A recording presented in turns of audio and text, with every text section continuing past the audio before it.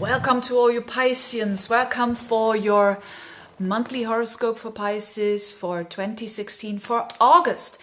Now, I wanted to do actually a video of one video for 2 months, August and September, because it's so linked with each other. So I will be telling you a tiny little bit of information of September as well, because it's all linked together. So let's get started for August. It's a fascinating month for Pisceans when it comes to romance, when it comes to love, when it comes to work. So two big areas of your life, you could say. Now, why is that? First of all, I'm going to be talking about, I always talk about a fixed star when since the beginning of doing these videos, I always integrate the fixed stars when I see that there are on an important point, and they are going to be important during the eclipse time as well. So I mentioned a bit of the fixed star Antares and Mars and Saturn in Sagittarius, and then I'm going to be talking about the Virgo energy that is going to be on for the whole month. So let's get started with the serious business. Serious business, why? Because Mars and Saturn is again in your 10th house. And that was a bit the same energy as in, was it March, April, May. Mars and Saturn then went backwards in that 10th house of work, but also bosses, governments, authorities, mother, that's all the 10th house. So what does it mean, Mars and Saturn and the fixed star? They're coming together. Mars and Saturn is coming together. And also there's going to be a moon there in Sagittarius as well, whilst that is going on. And the fixed star Antares on 9 degrees. Now Antares is associated with endings. And does it mean your work is going to end? No. It means that maybe something that you started around March, April, May is now about to finish up. And it's going to be, at its best, hard work, but it's going to be done. At its worst, it's going to be a bit irritating and a bit frustrating. Of course, Mars and Saturn are not easy energies to handle. I think in a natal chart, I find it one of the most difficult energies to master. But it doesn't mean to say we all have the free will, don't we? So it doesn't mean to say that we can apply it as best as possible. And Mars and Saturn together with that Antares star surely means for the Pisceans mastered energy, and less is more. So I know a lot of Pisceans, but also Sagittarians, you know, you're both ruled by Jupiter. They sometimes have the challenge of focusing and of doing just one thing. So for you, it can be the case that when you have too much on your plate, when you want to do this when it comes to work, and you want to do this at work, and you also want to do that and that, I would advise not to do this, because you're going to feel frustrated, nothing's going to be done, and yeah, you're going to feel powerless. If you want to feel powerful, if you want to feel in control, and if you want to feel as if you master what you are doing, then go to one project, go to one job, go to one thing that you want to finish up, because that's applying this energy at its best, basically. So and that's when it's good. Saturn wants you to commit, to focus, to focus and to put all your energy towards accomplishing one thing, even though it's difficult, even though it's a bit fearful, even though it's not easy. That's I think the best advice with this Mars, Saturn, Antares energy. And of course, on a collective level, Mars and Saturn together isn't really fantastic. You know, you only have to read the news, but we only have control over our own actions and on an individual level. So therefore, I think this energy is a good energy to work hard. So be prepared to work hard, be prepared to not having it easy at work either. But the same can apply to your mom, for instance, having a hard time with your mom, and but doing things strategically, step by step. Don't get a shortcut somewhere, it's not gonna work. And the same can apply to authorities, you know, your boss or government or anything like that is above you. Just make sure that you really do things step by step without skipping any step. Okay, having said that, that was the most challenging part. Now let's go to the more fun side, which is all this energy in your 7th house of relationships. So you have Venus in there, you have Mercury in there, you've got Jupiter in there, and also later on through the month you've got the Sun in there. So lots of focus on your 7th house. Now, if you work with clients, that can mean that you're going to get more clients, nice clients, positive clients, beautiful clients, talkative clients.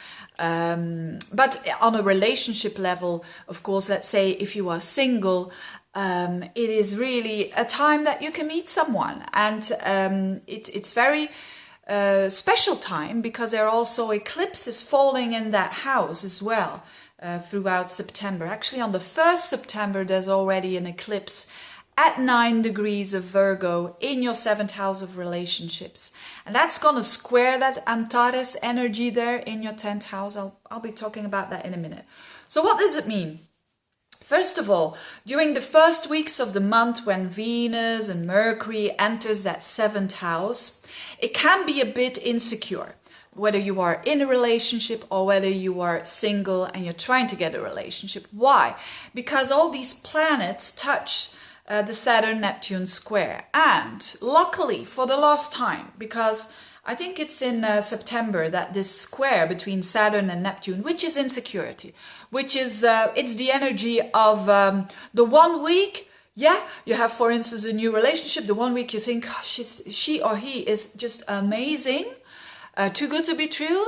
And then the other week you think, they are absolutely, I want to, you know what I mean.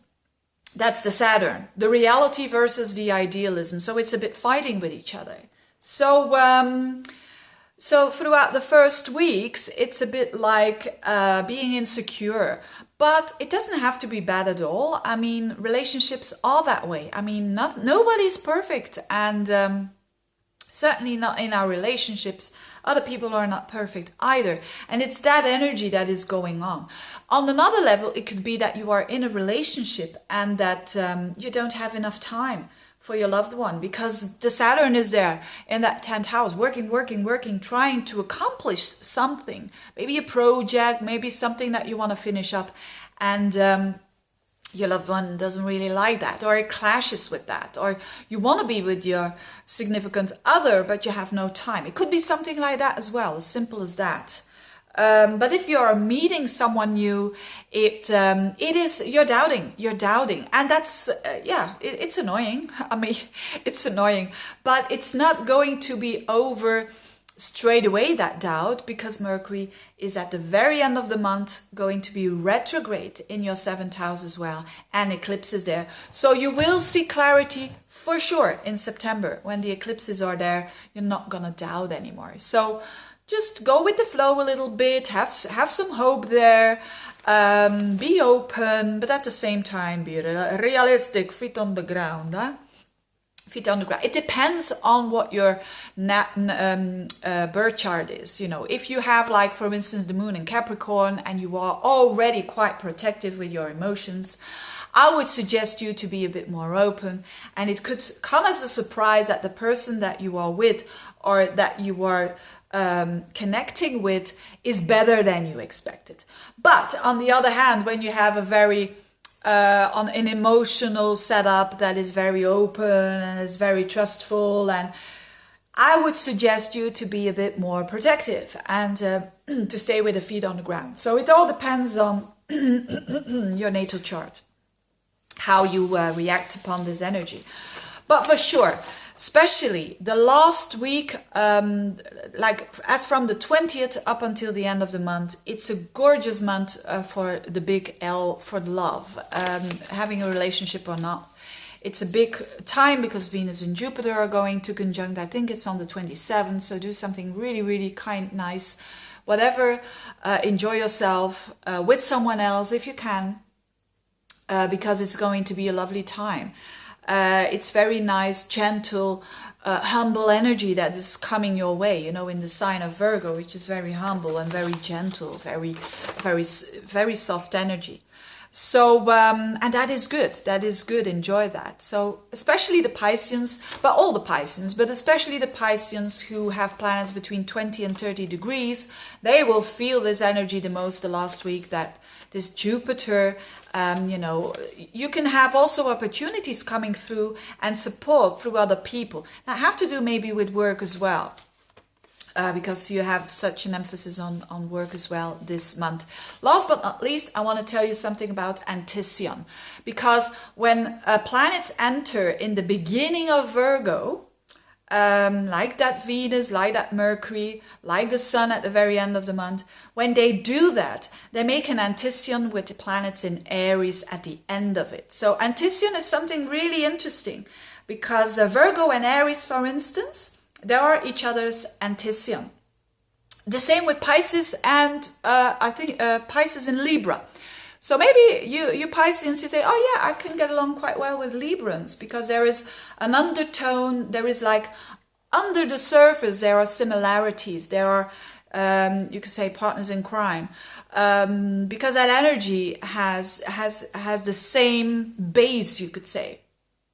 And Anticyon is the following. So when you have, for instance, a planet at 1 degree of Virgo, I didn't know what that sound was. It was like a bottle that.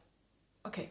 Anyway, 1 degree of Virgo means 29 degrees of Aries. So that is Anticyon. You have 30 degrees in a sign, and then you just do a bit of maths. Basically, I don't want to explain all of this, but what basically means is when Virgo planets are entering Virgo, they touch Uranus under the surface, you could say.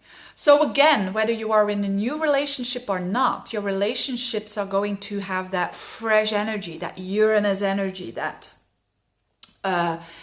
exciting energy, that newness and uniqueness, because of that Anticyon energy that is going on at the same time.